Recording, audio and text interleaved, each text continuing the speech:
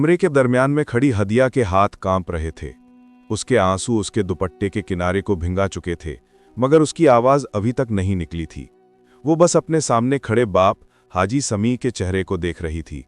वो चेहरा जो कभी उसके लिए साया था, आज दीवार बनकर खड़ा था। हाजी समी के हाथ में पकड़ी लकड़ी की छड़ी फर्श पर जोर से लगी और उसकी गूंज हदिया के दिल में तीर की तरह उतर गई। मैंने कहा था ना, ऐसे घर की इज्जत नहीं रहती। उसकी आवाज गुस्से से भरी हुई थी, मगर अंदर कहीं कोई टूटा हुआ सा जख्म भी बोल रहा था। हदिया ने थोड़ा आगे कदम बढ़ाया। उसके पांव लरज रहे थे, जैसे जमीन भी उससे नाराज हो। अब्बा, मैंने कुछ गलत नहीं किया। मैं कसम खा के कहती हूं, कुछ भी ऐसा नहीं जो आप सोच रहे हैं। मगर उसे बात मुकम्मल करने की इजाजत न मिली। खामोश। हाजी समी ने छड़ी हवा में बुलंद की। मैं अपनी आंखों से देखे बगैर यकीन नहीं करता, मगर लोगों की बातें बेबुनियाद भी नहीं होती। हदिया का दिल एक लम्हे को रुक गया। लोगों की बातें? उसने धीरे से कहा। उसकी आवाज सांसों में धंस गई थी। अब्बा, मैं आप हूं, आपकी बेटी। आप मुझ पर यकीन क्यों नहीं करते? मगर हाजी समी की नजरें पत्थर की हो गई थीं। उसकी गर्दन की रगें तन गई थीं, जैसे शदीद दर्द में भी वो कमजोर नजर नहीं आना चाहता था। वो खुद अंदर से टूटा हुआ था, मगर गुस्से का लिबास ओढ़े खड़ा था। इसी दौरान कमरे के दरवाजे पर एक बूढ़ा कुत्ता आहट से आया। शेरो, हदिया का बचपन का साथी। वो आहिस्ता से हदिया के कदमों के पास बैठ गया और अपना सर उसके पांवों पर रख दिया, जैसे वो कह रहा हो कि मैं तुम पर यकीन करता हूं। हदिया के आंसू तेजी से बहने लगे। देखें अब्बा, अगर सब झूठ बोल रहे हैं तो क्या एक लम्हा भी नहीं कि आप सोचें कि आपकी हदिया ऐसा नहीं कर सकती? ये जुमला हाजी समी के दिल में तीर की तरह लगा, मगर उसने खुद को सख्त रखा। वो अपनी जगह से हिला भी नहीं। उसके पीछे बैठा छोटा बेटा आरिफ खामोश तमाशाई बना हुआ था। वो चाहता था कि बाप कुछ नरम पड़ जाए, मगर अपनी बुज़दिली की जंजीरों में जकड़ा रहा। चंद लम्हों की खामोशी के बाद हाजी समी ने दरवाजे की तरफ इशारा किया।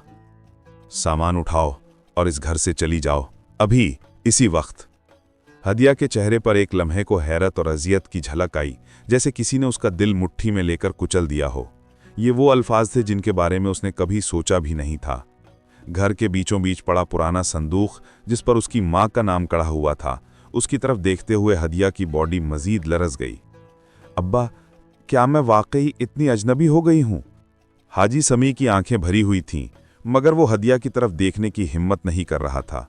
उसे डर था कि अगर बेटी की आंखों में झांक लिया तो सख्ती नहीं रख सकेगा। बस, वो कराहते हुए बोला, मुझे मजबूर न करो, निकल जाओ। हदिया ने अपना पुराना दुपट्टा अपने सामान के ऊपर रखा, ठंडी सांस ली, फिर शेरों के सर पर हाथ फेरा और आहिस्ता से कहा, चलो, हमें अब जाना होगा। शेरों फौरन खड़ा हो गया, जैसे वो जानता हो कि घर अब उसके और हदिया के लिए नहीं रहा। हवेली के बड़े लकड़ी के दरवाजे के बाहर कदम रखते ही ठंडी हवा ने हदिया की आंखें मजीद नम कर दीं। आसमान स्याह था, बादल भारी और हवा जख्मों पर नमक छिड़कने जैसी थी।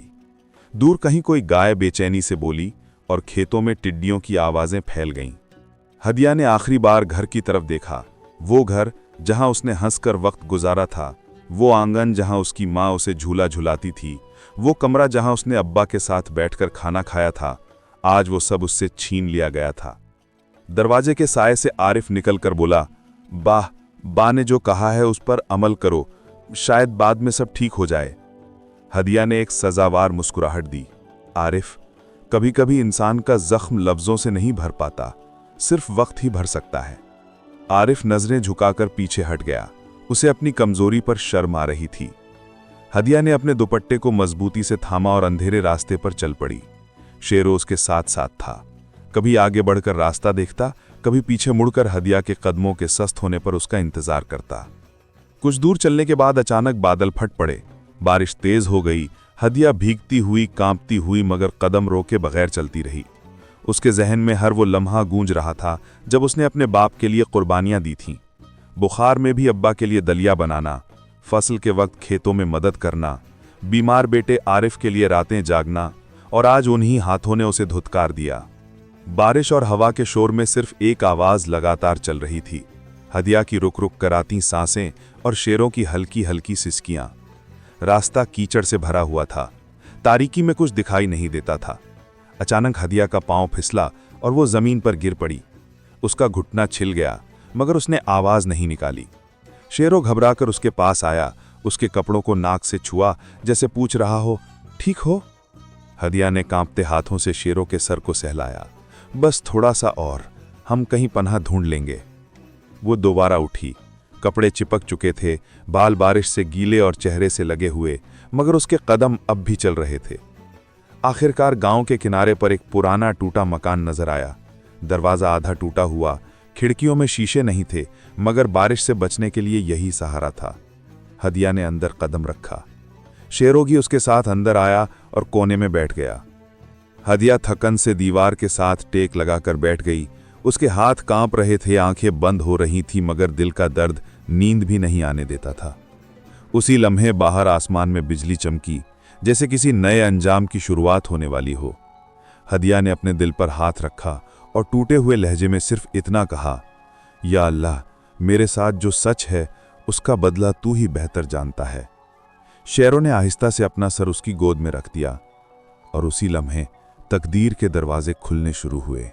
रात की बारिश थम चुकी थी, मगर टूटे हुए घर की टिन की छत से अब भी कतरे टपक रहे थे।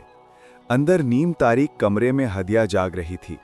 आंखें खुली थीं, मगर निगाहें कहीं दूर, बहुत दूर गुम थीं। उसके दिल पर जो बोझ था वो जिस्मानी थकन से कहीं ज्यादा भारी था। शेरो उसके कदमों के पास लेटा हुआ था। बार बार आंखें खोलकर हदिया के चेहरे को देखता, फिर आहिस्ता से सर रखकर सोच में डूब जाता, जैसे उसे भी पता हो कि आज रात के बाद हदिया की जिंदगी हमेशा के लिए बदल गई है। हदिया ने आहिस्ता से करवट बदली। उसके बाल अब भी नम थे और कपड़ों से मिट्टी की महक उठ रही थी। उसने छत की तरफ देखा और धीमी आवाज में कहा, या अल्लाह, अब मेरा सहारा कौन है? अब्बू ने तो दरवाजा भी बंद कर दिया। ये वो जुमला था जिसे कहते हुए उसकी आवाज खुद ही टूट गई। उसे याद आया कि हमेशा जब वो परेशान होती थी तो अब्बा के पास जाकर सर उनके घुटनों पर रख देती थी।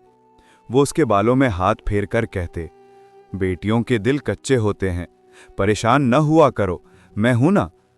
आज वही बाप उसके लिए दरवाजा बंद कर चुका था, वो भी ऐसी बातों पर जिनमें उसका कोई कसूर नहीं था। शेरों ने आहट महसूस करके सर उठाया और हदिया के हाथ पर अपना पंजा रखा। हदिया ने कमजोर सी मुस्कुराहट दी और उसके सर पर हाथ फेरा। सिर्फ तुम ही हो शेरों, जो मुझे छोड़कर नहीं गया। सुबह की हल्की हल्की रोशनी कमरे में दाखिल होने लगी। दूर से मुर्गे की बांग सुनाई दी और गांव की औरतों के जागने की आवाजें भी आने लगीं। हदिया ने गहरी सांस ली, दुपट्टा दुरुस्त किया और कमरे से बाहर निकली। ठंडी हवा में नमी मौजूद थी। आसमान हल्का नीला और खेतों से सब्ज घास की भीनी महक उठ रही थी। अगरचे मंजर खूबसूरत था, मगर हदिया के दिल में सिर्फ एक सवाल गूंज रहा था, अब मैं कहां जाऊं? उसने टूटे हुए मकान के बाहर थोड़ी सी जगह साफ की और मिट्टी से अपना दुपट्टा झाड़ा। शेरों किनारे पर बैठ गया और दुम हिलाता रहा, जैसे वो भी किसी फैसले के इंतजार में हो। उसी वक्त दूर से किसी के कदमों की चाप सुनाई दी। हदिया चौंक गई। गांव के कच्चे रास्ते पर एक दुबला पतला सफेद दाढ़ी वाला बूढ़ा शख्स आहिस्ता आहिस्ता चलता आ रहा था। हाथ में लकड़ी की छड़ी, कंधे पर एक पुराना कपड़े का थैला। जैसे ही वो करीब आया उसने हदिया को पहचान लिया। अरे हदिया बेटी, तुम यहां इस हालत में?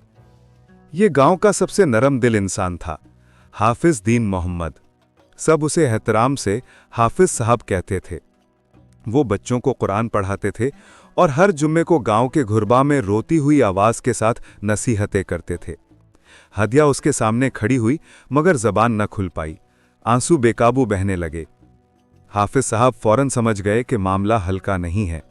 उन्होंने धीरे से कहा, बेटी, क्या तुम घर से आई हो?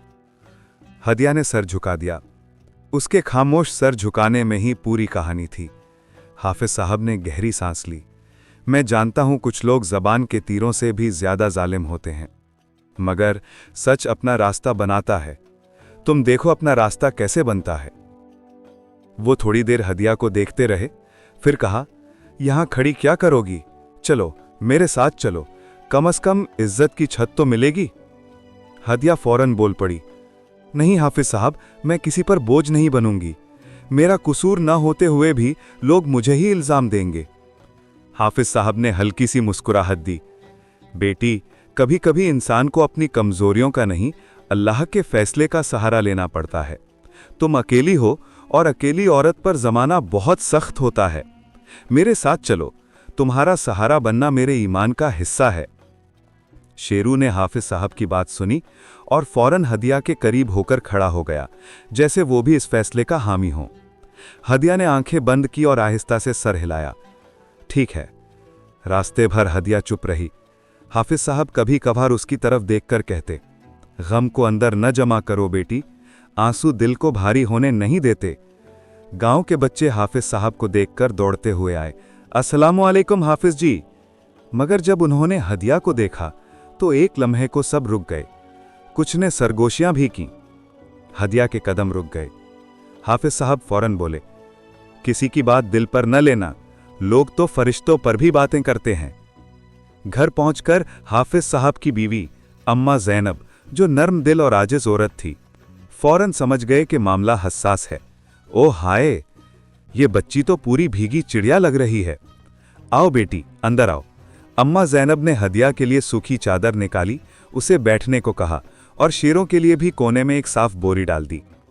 हदिया ने उन दोनों का इस कदर खुलूस पहली बार महसूस किया कि कुछ लम्हों के लिए उसका दिल हल्का हो गया।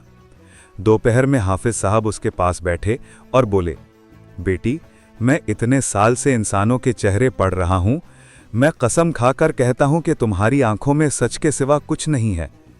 हदिया की आंखें भर आईं। अगर अब्बा भी यही देख लेते। हाफिज साहब ने उसकी बात काट कर कहा, वक्त बहुत ताकतवर चीज है, अल्लाह हक को जाहिर किए बिना नहीं छोड़ता। तुम्हारी आजमाइश शुरू हुई है, मगर अंजाम तुम्हारे हक में ही होगा।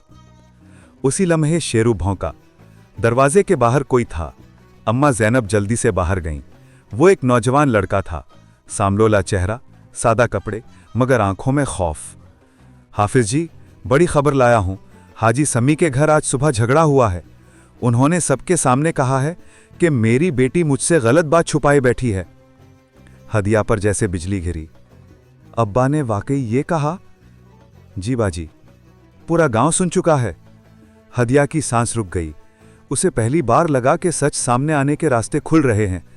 हाफिज साहब ने आसमान की तरफ देखा और कहा, बस बेटी, अब शुरू हुआ है वो करिश्मा जिसे अल्लाह अपने बंदों के लिए वक्त पर जाहिर करता है। हदिया ने आहिस्ता से शेरू का सर थामा और तकदीर अपनी रफ्तार बढ़ाने लगी। दिन धीरे धीरे गुजर रहा था, मगर हदिया के दिल में वक्त ठहर सा गया था। हाफिज साहब के घर की चारदीवारी में उसे वक्ती आसरा तो मिल गया था, मगर दिल की आग अभी भी जल रही थी। शेरो सारा दिन उसके पास बैठा रहा। कभी उसके पांवों से टक जाता, कभी उसकी तरफ देखता रहता, जैसे पूछ रहा हो कि अब क्या होगा। दोपहर की धूप में आंगन की मिट्टी गर्म होने लगी थी। अम्मा ज़ैनब ने हदिया के सामने हल्की सी रोटी, दाल और लस्सी रखी, मगर हदिया ने मुश्किल से 2 नवाले लिए। उसकी भूख जैसे गुम हो चुकी थी। अम्मा ने प्यार से कहा, बेटी, भूखे दिल से गम और बढ़ जाता है, कुछ खा लो, अल्लाह भी नाराज नहीं होगा। हदिया ने थोड़ी देर खामोश रहकर लस्सी का घूंट लिया। मैं कोशिश कर रही हूं अम्मा, बस दिल अभी ठीक नहीं होता। अम्मा ने उसके सर पर हाथ रखा। दिल का जख्म वक्त से ही भरता है, मगर यकीन रखो, अल्लाह बेहतरीन फैसले करता है। तुम्हारी आजमाइश इंशाअल्लाह तुम्हें और मजबूत बनाएगी। इसी दौरान दरवाजे पर हल्की सी दस्तक हुई। शोर शराबा नहीं था, मगर दस्तक में घबराहट थी। हाफिज साहब ने बाहर जाकर दरवाजा खोला तो सामने हाजी समी के घर की दरमियानी उम्र की पड़ोसन खड़ी थी। चेहरे पर सख्ती, मगर आंखों में परेशानी। हाफिज जी, आपसे जरूरी बात है। हाफिज साहब ने उसे अंदर आने दिया। हदिया ने उसे देखा तो उसका दिल बेइख्तियार सिकुड़ गया। यही औरत कुछ दिन पहले तक उसके घर आकर मीठे बोल बोलती थी, और अब? औरत ने सांस सीधी करके कहा, हदिया बेटी, तुम्हारे अब्बा की तबीयत ठीक नहीं लग रही। सुबह से चक्कर हैं, गुस्सा है और बार बार कह रहे हैं कि मैंने जल्दीबाजी कर दी। हदिया के दिल में जैसे एक चिंगारी सी जली। अब्बा ये कह रहे हैं? हाँ बेटी, मगर अब भी उनका गुस्सा ऐसा है कि कोई उनके पास जाने की जुर्रत नहीं करता। सब कह रहे हैं कि उन्हें नदामत है, मगर आना आड़े आ रही है, और तुम जानती हो मर्द अपनी गलती मानने में देर करते हैं। हदिया के हाथ लड़खड़ाए। हाफिज साहब आगे बढ़े। बेटी देख रही हो, अल्लाह का करिश्मा आहिस्ता आहिस्ता जाहिर हो रहा है। मगर हदिया की आंखों में फिर आंसू आ गए। अगर अब्बा को नदामत है तो वो खुद मेरे पास क्यों नहीं आए? औरत ने आह भरी। बेटी, वो तुम्हारे जाने के बाद टूट गए हैं, मगर जबान से कुछ कह नहीं पाते। बस तुम दुआ करो। औरत चली गई, मगर उसके अल्फाज हदिया के दिल में गूंजते रहे। अब्बा टूट गए हैं? क्या वाकई? या फिर ये सब आर्जी था? शाम होने लगी तो फिजा कुछ ठंडी हो गई। बच्चे खेलते हुए शोर मचाते गुजर रहे थे। कहीं बकरियों की घंटियां बज रही थीं और आंगन में रखा लालटेन अभी से जलाया जाने लगा। हदिया चुपचाप बैठकर दूर खुलते गुलाबी आसमान को देख रही थी। शेरो उसके पांवों में सर रखे सो रहा था।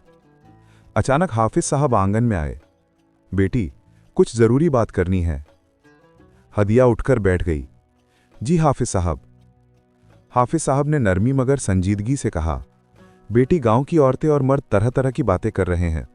कुछ तुम्हारी सच्चाई पर शक कर रहे हैं, कुछ तुम्हारे हक में हैं, मगर सबकी जबानें चल रही हैं। हदिया ने आहिस्ता से सर झुका लिया। जानती हूं, लोग ठहरा ही कब है किसी पर रहम करने वाले।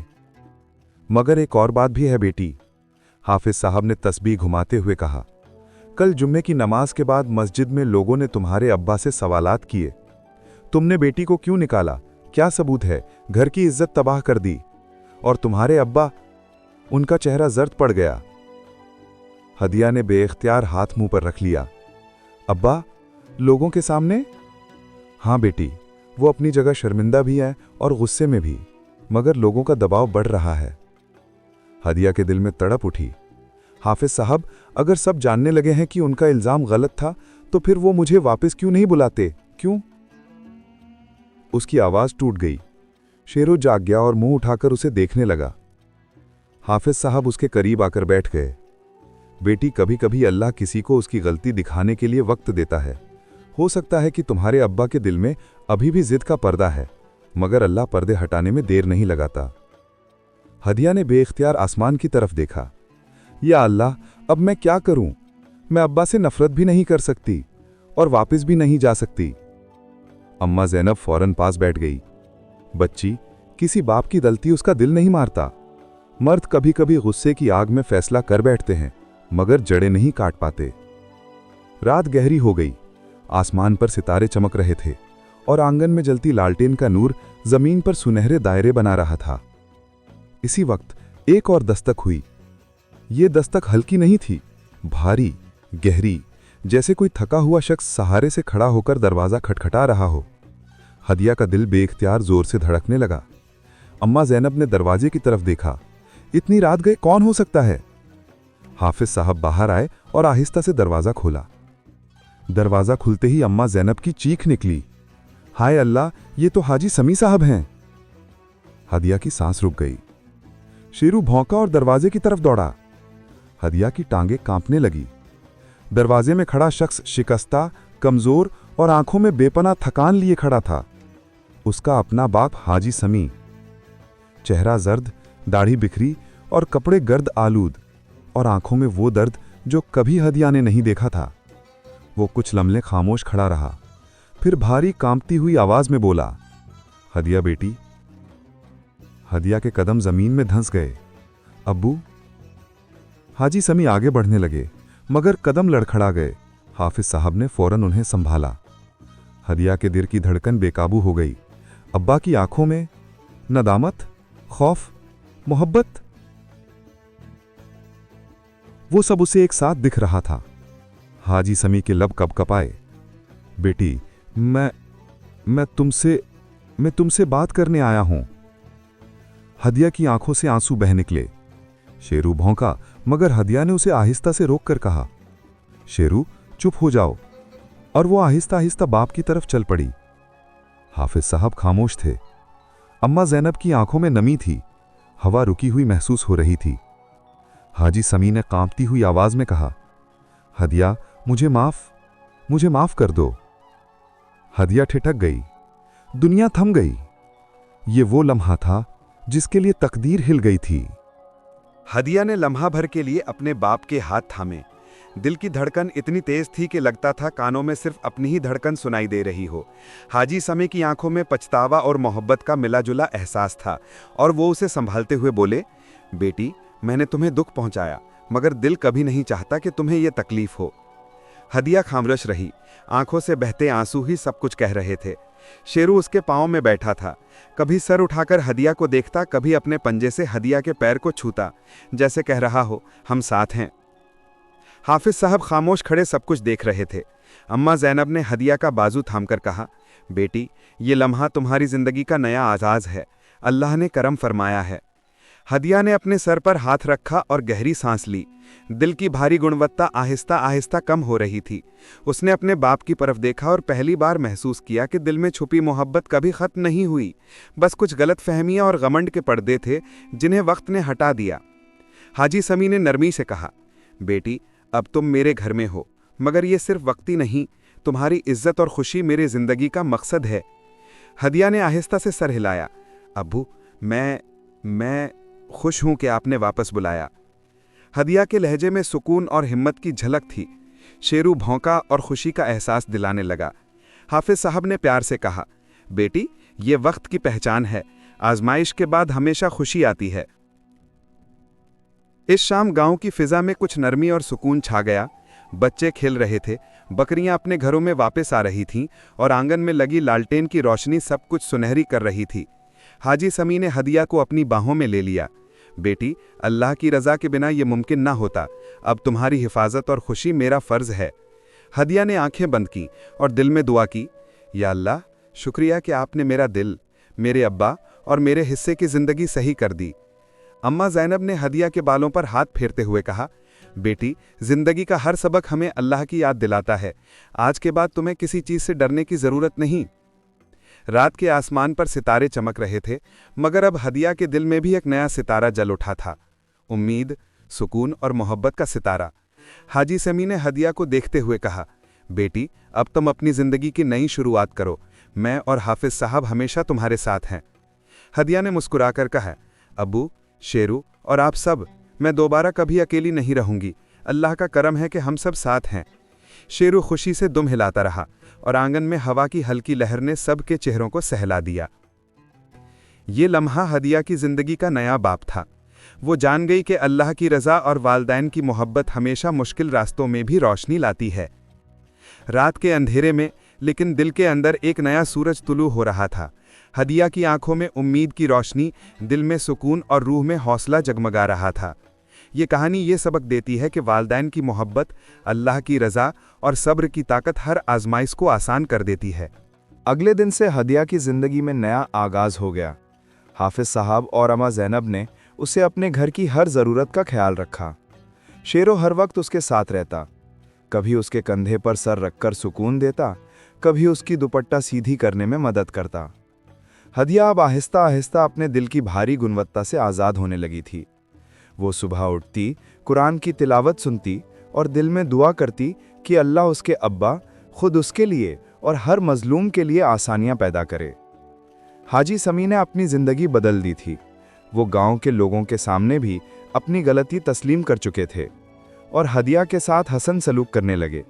अब उनके दिल में नदामत के साथ मोहब्बत और इज्जत की गहराई पैदा हो गई थी। हदिया ने भी हौसले से कदम बढ़ाए। उसने सोचा कि वो अपनी ज़िंदगी को दोबारा संवारेंगी, तालीम हासिल करेंगी और अपने बाप के एतमाद पर पूरा उतरेंगी। वो जान गई कि अल्लाह ताला की मदद और वालिदैन की मोहब्बत के बिना ये मुमकिन ना होता। गांव के लोग भी हदिया की नेकी और हौसले के बारे में जानने लगे। जो पहले उसके खिलाफ बात करते थे, वो अब उसके अज़्म और सब्र की तारीफ करने लगे। हदिया की ज़िंदगी एक मिसाल बन गई कि कैसे सब्र, ईमान और वालिदैन की मोहब्बत हर मुश्किल को आसान कर देती है। शेरो हर वक्त उसके साथ था, जैसे कोई छोटा मुहाफिज। कभी वो हदिया के कमरे में छिपकर उसकी किताबें रखता, कभी खेलते हुए हिफाजत का एहसास दिलाता। हदिया ने उसे अपना हकीकी दोस्त माना और दिल में दुआएं की कि शेरो हमेशा खुश रहे। हदिया की कहानी न सिर्फ उसके लिए बल्कि हर गांव के बच्चे और औरतों के लिए सबक बन गई। वो सब जान गए कि अल्लाह की रज़ा, वालिदैन की मोहब्बत और सब्र के बिना ज़िंदगी में सुकून और इज्जत मुमकिन नहीं। रात के वक्त जब हदिया अपनी छत पर बैठकर आसमान के तारों को देखती, दिल में एक सुकून महसूस करती और अल्लाह की हिकमत और सना करती। वो जानती थी कि अब कोई भी मुश्किल उसका हौसला तोड़ नहीं सकती। हाजी समी भी हदिया के करीब बैठकर दुआ करते और दिल की बातें करते। वो जान गए कि वालिदैन की मोहब्बत कभी ख़त्म नहीं होती और इंसान को अपनी गलतियों का एहसास दिलाने के लिए अल्लाह की तरफ से मौके ज़रूर आते हैं। हदिया की आंखों में खुशी, दिल में सुकून और रूह में ईमान की रोशनी थी। अब वो न सिर्फ अपने लिए बल्कि दूसरों के लिए भी मिसाल बन गई थी कि अल्लाह के करम, वालिदैन की मोहब्बत और हौसले से हर मुश्किल आसान हो सकती है। कहानी का सबक ये है, मुश्किलात, नदामत और आजमाइशें ज़िंदगी का हिस्सा हैं, मगर सब्र, ईमान और अल्लाह की रज़ा हर दिल को मजबूत बनाती है और हर मंजिल पर रोशनी डालती है।